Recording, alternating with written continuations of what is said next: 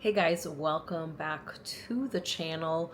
I'm going to give you another little update here about Bangkok post-earthquake because I got so many questions about where to stay. A lot of people are shifting their accommodation plans. We, of course, shifted from where we were in a high-rise condo. We are now in a low-rise hotel, and a lot of the low-rise condos got snapped up pretty quickly, and there are quite a few low-rise hotels. I do have a few recommendations for you today as well, but just know that it is a little bit harder to get out of if you've already booked an Airbnb and they're still saying that it's livable, then you're not going to be able to get a refund on that. You can kind of discuss it with the host, and it's really up to the host in order to do that. But really do probably recommend at this time, if you're looking at them, not booking one and more booking a low-rise hotel. We have 3 different options of really good ones that we've stayed at, and I am going to do a video on each one of them individually and use my regular hotel room rating system for you here on the channel. But I thought I'd kind of just give you a rundown because I know a lot of people are looking at coming in the next, few weeks, in the next month or two. So this is kind of what you should be looking at this point. The first one I'm going to talk about is a Hyatt property, and it is the Hyatt Place. And I do like this particular property, which is where we're staying right now, because it's right near the hospital as well. It's right near Boomerang Guard, so it's actually a great place. I've actually noticed several people in like wheelchairs coming over from the hospital, staying here with their families, because it's very close to the hospital, and you can just walk right out the back door and you're literally right at the hospital. Also, the physical therapy center is right next door as well, so you're very close. It's a really good location. It's not too far of a walk from the Planchit BTS station as well, so that is really good to have, kind of all of those things close by. We've been easily able to order Food Panda, lots and lots of options of places to order from. So that's been really good also. And because we have globalists, this is a Hyatt property, our breakfast is included, and the breakfast is actually really good here. So it's been nice to have that as well. Not having to, now that we don't have a kitchen, we don't have to worry about having to, cook breakfast, and we can just make do with things from either 7-Eleven or just ordering food for lunches and dinners. Now, this hotel is 5,000 points per night, give or take, depending on where you're looking.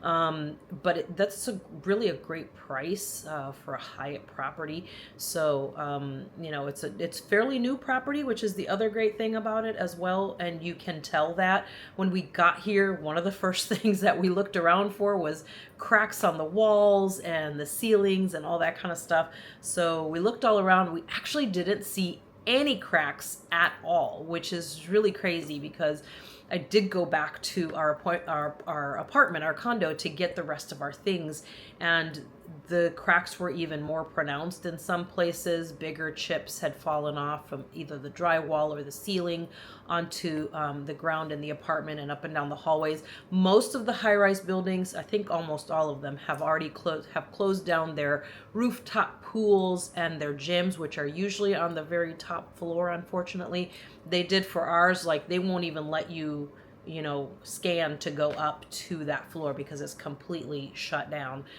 So that is something that you will find on more of the high-rise building. At the Hyatt Place, the pool, there's 7 floors, and the pool is on the rooftop, which is really the 8th floor. So it's a fairly low, nice low center of gravity on this hotel. And the pool and the gym are both open, and those are both on the rooftop. Been to both of those, and they seem pretty good. So I think you'll be pretty good there. I think we feel very comfortable here. And the staff actually has been really amazing. The other 2 properties I want to recommend are both IHG property. If you guys follow any of our other channels, we're big. IHG and Hyatt are probably our 2 favorite brands across the board. The 2 IHG properties that I highly recommend are the Holiday Inn Express Sathorn Bangkok Sathorn, and the Holiday Inn Express Central Pier. Now, the Holiday Inn Express Sathorn, they're kind of in the same neighborhood, Sathorn neighborhood, but the Sathorn one is going to be more into the city near the Cheongnam-si BTS station on the Silom line. So that one is not too far from that station. You'll be able to hop on there and get to Sukhumvit super easy, and get to, you know, the MRT even from there fairly easily as well. And also get across the river if you wanted to go to Icon Siam or anything like that. So that's going to give you access to a lot of the city really easily, and it's going to be a really good property. Again, it's a lower, you know, a smaller property, so it's not a high-rise building. Then the other one is that I mentioned was the Holiday Inn Express and Suites Central Pier, and this one is right by the Sapan Taksim BTS station. It's not too far, and it's really right by the river practically, even though you can't really see it from the hotel. And this property is really good also. The breakfast, you get breakfast at both of those properties, Holiday Inn Express. You get your breakfast, really great breakfast offering with the buffet area, Eastern and Western offerings, which I think is really good. I like to mix the two sometimes. Those are really good at both of them. Again, low buildings. And you're looking at anywhere between 8,000 to 10,000 points for those two properties. And then remember also that Hyatt, I know it said 5,000 for Hyatt, but the Hyatt points are actually worth more than the IHG points if you're using those. So it's just a matter of, you know, which one you're kind of invested in, if you're invested in both, and trying to work towards, you know, more nights on one or the other, then do that. But the properties themselves are actually pretty fair. Like I said, I'm going to do a video review of each one of these hotels for you, so you get the full picture and get to see the property with a room tour and all that kind of stuff, as well as the amenities, and as well as a look at the breakfast offerings for each one of them. Let's see, so like I said, this one here, again, reviewing the Hyatt Place, and you're looking at about 5,000 points per night, which is a really good deal. And then the other two properties are the Holiday Inn Express, Bangkok Sathorn, and then the Holiday Inn Express and Suites Central Pier. And so this one is close to BTS, Planchet BTS. The Holiday Inn Express Bangkok Sathorn is close to the Cheongnam-si BTS on the Silom line, and then the Holiday Inn Express and Suites Central Pier is very close to the Sapan Taksim BTS station, and that one actually takes you across the river to Icon Siam, or you can take the boat ferries from there as well to either do the hop on hop off or just the quick across the river for 8 baht. It's a really good deal. You got lots of restaurants really close by. There's a mall really close by, also right next to the train station. So lots of stuff going on there. Lots of night street food out at night as well.